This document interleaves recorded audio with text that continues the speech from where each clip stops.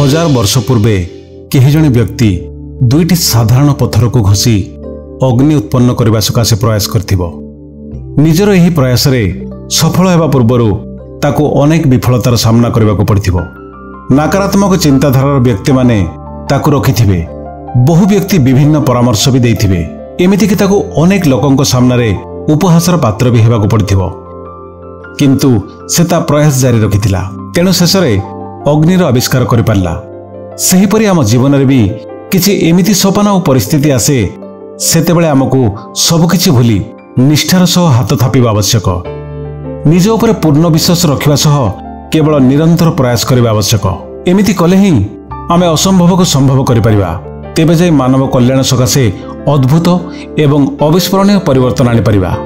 नीति मोर, नियति आपणकर।